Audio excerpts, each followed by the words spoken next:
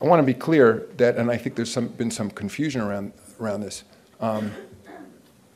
We are not apologizing for Daryll exercising his freedom of expression.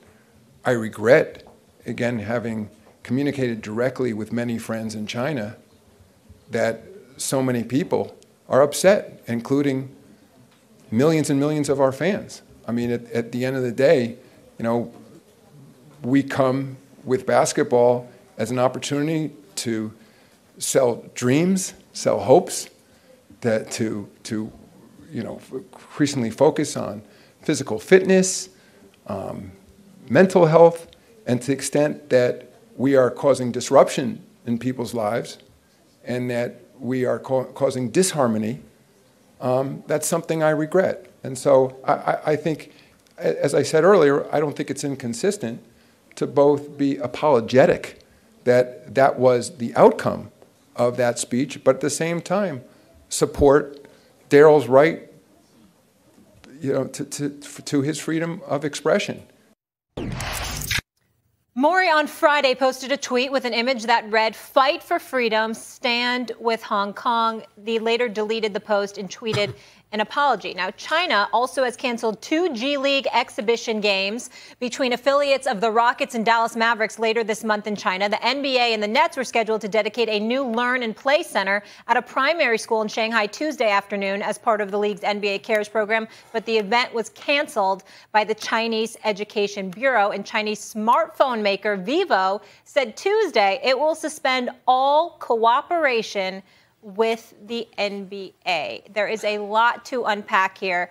Stephen A., first let's start with your reactions to Adam Silver's comments. I would like to start with Max, if you don't mind. I know I was supposed to come to me first, but I would like to hear what Max has to say about this, Max, if you don't mind. Well, sure. The U.S.-China relationship, starting when Nixon opened up China, Stephen A., has always been based on mutual interests, not mutual values. And from time to time, this rears its head, that we do not share mutual values. Values, the best American ideals, values are democracy and freedom, especially of expression, by the way, freedom of speech.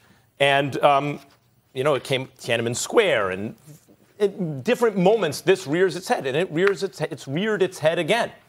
Daryll Morey tweeted something uncontroversial, saying people want freedom, essentially. Repressive communist governments are bad, essentially, right? That's not controversial. Is that controversial in America now? Well, but it may be controversial in China. I suppose we don't really know because the Chinese government doesn't allow for freedom of expression. So we just have to take their word for it that so many people are offended. And who knows if they're even getting the whole story over there. Joseph Tsai, the owner of the Nets, went on a long thing about how complicated this issue of Hong Kong is, and we don't need to get into it here, but is he a reliable narrator? He has enormous business interests in China, and you operate at the pleasure of the Chinese government. So that's not a reliable narrator, even if he's a brilliant guy, well-educated, amazing entrepreneurial career, and I'm sure much more versed in the issue than, say, I am.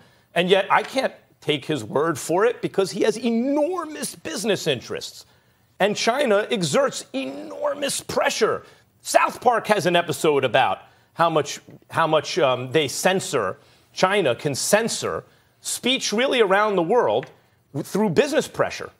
The irony is the communist government can do that through business pressure. And so people's reactions initially, the knee-jerk response, especially in the media that's afraid to say anything about bad Daryll Morey. That's essentially the thrust of it. Bad Daryll Morey.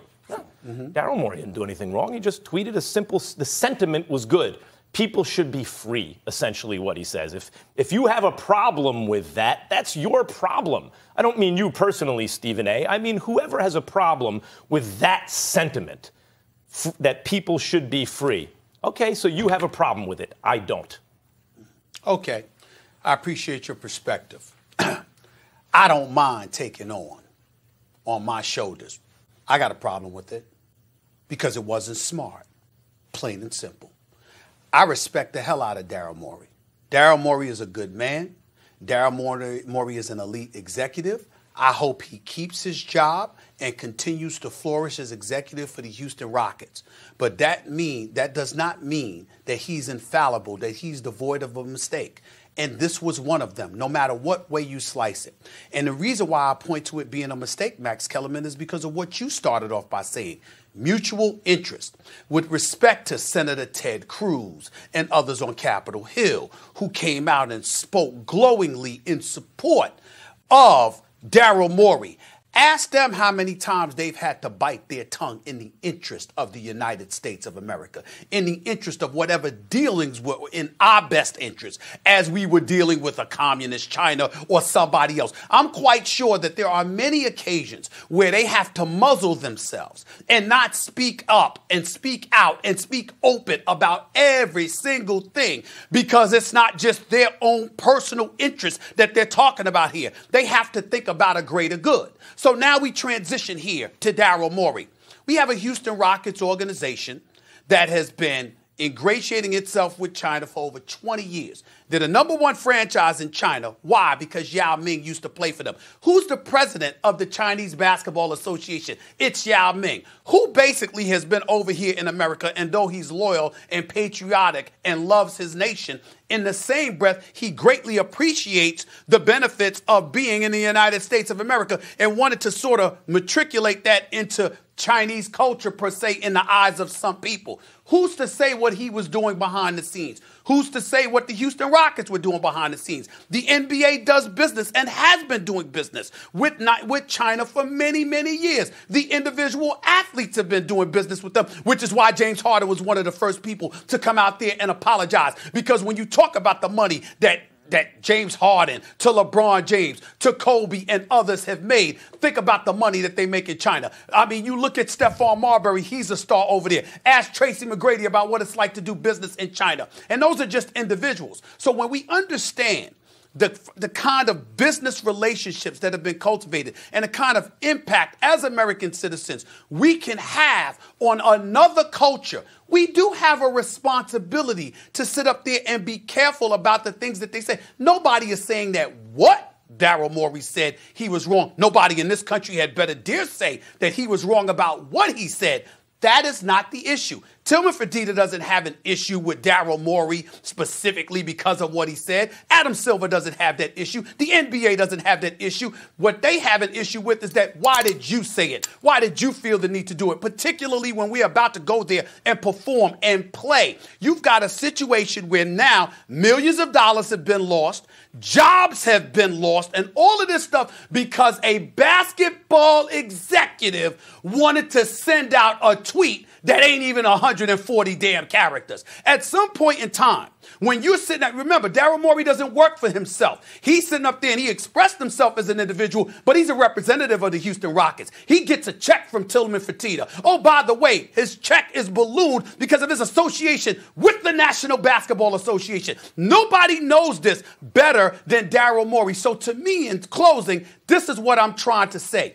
I am so sick and tired of folks acting like you get to do what you want to do, say what you want to say, no matter how righteous you may be, regardless of the ramifications, while you got your hand out for somebody else's money and you're representing them. There's a level of sensitivity. There's a level of sensitivity that we're obligated. And Max, working as employees of ESPN, it is nothing short of hypocritical for us to take a different position because guess what?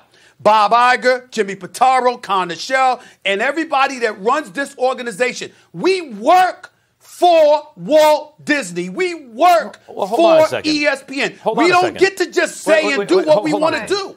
We can't do that. Hold on a second. The logical conclusion of where you're going, if you go to its like absurd conclusion, I don't mean that your point is absurd. I mean, if you take it all the way to its logical conclusion, what that means is the powers that be you must kowtow to the powers that be. You must acquiesce constantly. What you're saying is, like, for example, editorial policy anywhere, here or anywhere else. We can make the decision that we can live with it and work within those rules. Or we may feel, no, I have to make a principled stand at a certain point and then deal with the consequences.